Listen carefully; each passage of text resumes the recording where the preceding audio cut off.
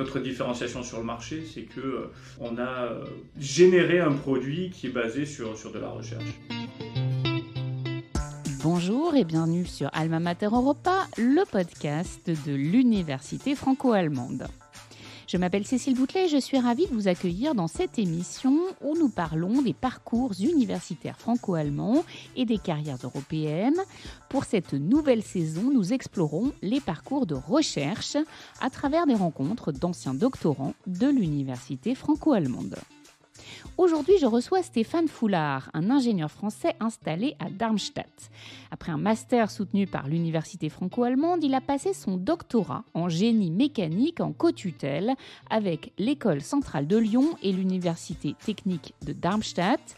Ce travail de recherche lui a donné l'idée de créer avec un de ses collègues une start-up spécialisée dans l'automobile qui emploie aujourd'hui une trentaine de personnes. Bonjour Stéphane Foulard, merci d'être avec nous aujourd'hui. Bonjour Cécile, merci pour l'invitation. Stéphane, vous vous trouvez en ce moment dans les locaux de votre entreprise à Darmstadt. Racontez-nous comment est-ce qu'un ingénieur français se retrouve à passer un doctorat en Allemagne, puis fonde sa start-up. C'est un peu le fruit du hasard, le pourquoi du comment. C'est qu'effectivement, j'ai débuté mes études à l'École centrale de Lyon en France. Qui est une école d'ingénieurs généralistes. En fait, l'école centrale de Lyon a un partenariat très ancien, un des tout premiers, voire même le premier, si je me souviens bien, avec une université européenne et notamment l'université technologique de Darmstadt. Donc en fait, je suis parti pour ma troisième année faire un master en process ou en génie mécanique et notamment avec une spécialisation en automobile. Et en fait, le plan originel, c'était de dire je fais mes 2 ans et puis je rentrerai en France et je commencerai à travailler. Et pendant la période de mon master, l'École centrale de Lyon et l'Université technologique de Darmstadt ont signé un accord cadre de double doctorat en disant on va sponsoriser le premier doctorant dans ce cadre-là et ce sera un sujet sur l'automobile. Alors, je n'avais jamais vraiment pensé à faire un doctorat, mais vu que l'opportunité s'est présentée, je me suis dit pourquoi pas. Et donc, j'ai travaillé sur un sujet de doctorat, sans trop rentrer dans le détail, mais qui s'occupait de comment est-ce que je peux, à l'aide d'un logiciel, déterminer la durée de vie de boîtes de vitesse. Et ça m'a donné l'idée, avec mon cofondateur, de fonder Compredict en 2016. Et donc, aujourd'hui, 2023, on est toujours à Darmstadt, on a une trentaine d'employés aujourd'hui, et on continue notre aventure. Et alors, qu'est-ce qui vous a poussé à rester finalement à Darmstadt à l'issue de votre doctorat, outre peut-être des raisons personnelles ?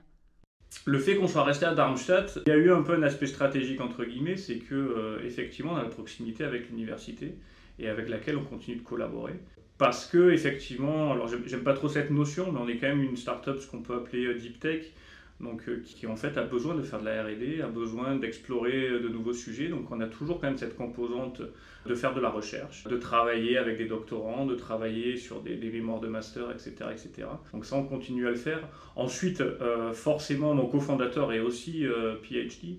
Donc on a tous les deux ce bagage, ou du moins cette sensibilité à la recherche. Et c'est aussi ce qui fait un peu notre différenciation sur le marché. On a généré un produit qui est basé sur de la recherche. Et aujourd'hui, concrètement, on encadre des mémoires de master, on a des doctorants, on fait aussi des projets de recherche européens, aussi avec mon ancienne école d'ingénieur à Lyon. Et si on s'arrête justement sur cette partie thèse, la décision de faire une thèse, on sait que c'est moins courant pour un ingénieur en France de faire une thèse par rapport à l'Allemagne, par exemple, mais aussi d'autres pays comme les États-Unis. À quoi c'est dû cette différence ? Effectivement, c'est un sujet que j'ai trouvé intéressant à l'époque, mais notamment sur des questions d'ingénierie. En fait, il faut garder à l'esprit qu'il y a 2 systèmes différents entre l'Allemagne et la France. On a le système des grandes écoles en France, qui est un système très franco-français au final, qui internationalement n'est pas connu, mais qui malgré tout en France veut dire si j'ai fait mes études dans une grande école, en fait c'est ma carte de visite pour mon début de carrière. Et il y a même un peu, alors je caricature un peu, mais cet esprit de dire que si je fais un doctorat après une école d'ingénieur, c'est que j'avais pas envie d'aller travailler et je suis un peu vu comme un rat de laboratoire, quoi. Alors je caricature, mais c'est un peu ça l'esprit, enfin du moins moi quand j'ai fait ma thèse c'était encore un peu ça. Et c'est aussi supporté par la philosophie en France. Quand on est doctorant en France, on est étudiant, on a le statut d'étudiant. En Allemagne, c'est un peu différent. Effectivement, l'Allemagne a des grandes universités reconnues, que ce soit Munich, Berlin, Aix-la-Chapelle, Darmstadt notamment, Stuttgart. Mais il n'y a pas de gros facteurs différenciants. Et donc le moyen de se différencier, c'est de dire je suis allé au bout du cursus universitaire. Donc un peu américain hein, dans l'esprit. J'ai fait mon PhD. Il y a encore des secteurs où pour faire une carrière, il faut... c'est toujours mieux d'avoir un PhD, même si ça commence un peu à s'atténuer, cette tendance en Allemagne. C'était très vrai dans la mécanique, c'est encore vrai dans la chimie, dans la pharma. Où on a un peu ce besoin d'avoir le PhD. Du point de vue du statut, c'est différent aussi. Quand on fait son doctorat en Allemagne, on n'est pas étudiant, on est associé de recherche. Peut-être que dans les faits, ça ne change pas grand-chose, mais du moins sur le papier, quand même, l'idée est différente. Et puis aussi, l'objectif du doctorat est différent. En France, on va attester du fait qu'on a publié tant de papiers ou qu'on a contribué à tel degré à l'évolution de la recherche. En Allemagne, en fait, on va plutôt attester du fait qu'on est apte à mener des travaux de recherche. Est-ce que cette double sensibilité franco-allemande apporte quelque chose dans la recherche et la recherche-développement ? On dit souvent que les différences culturelles, la diversité, finalement, permettent de créer des choses nouvelles.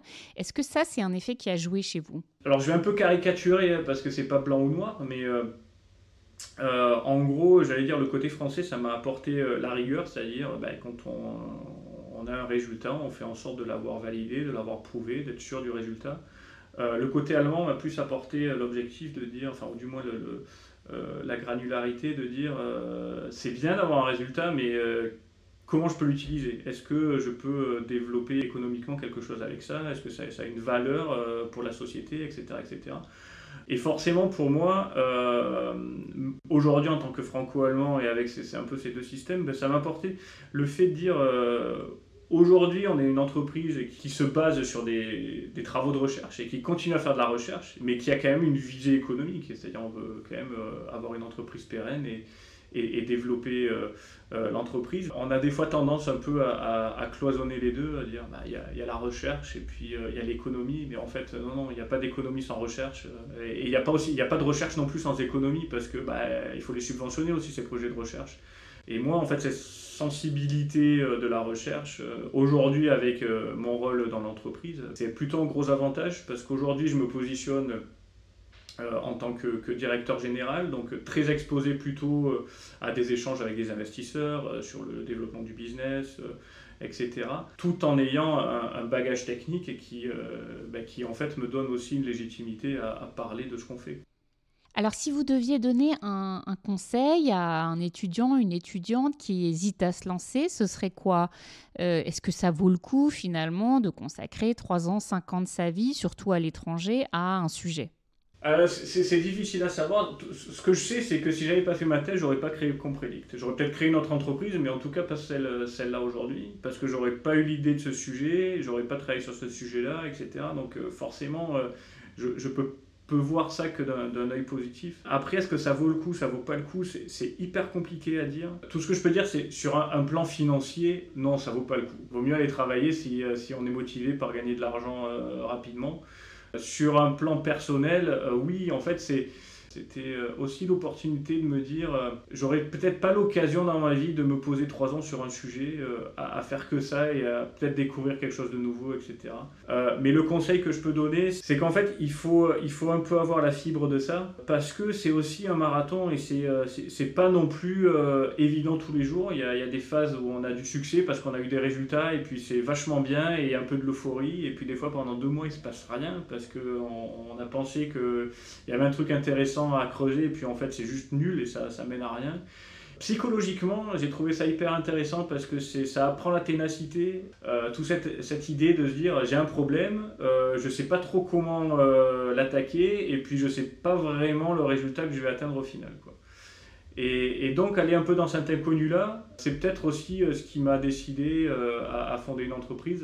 Indépendamment des résultats et du sujet de recherche. Mais un peu cette idée de se dire, on voit qu'il y a un truc là, il y a une opportunité, on ne sait pas trop comment s'y prendre, on ne sait pas trop ce qu'on va atteindre, mais on va y aller, quoi. On va essayer de faire ça du mieux qu'on sait faire, quoi.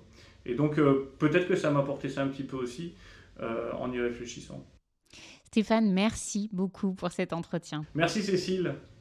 Chers auditeurs, merci beaucoup d'avoir suivi cet épisode. Vous pouvez retrouver toutes nos émissions sur les plateformes d'écoute de podcasts, mais aussi sur YouTube, sur la chaîne de l'Université franco-allemande. À très vite pour un prochain épisode. Auf Wiederhören!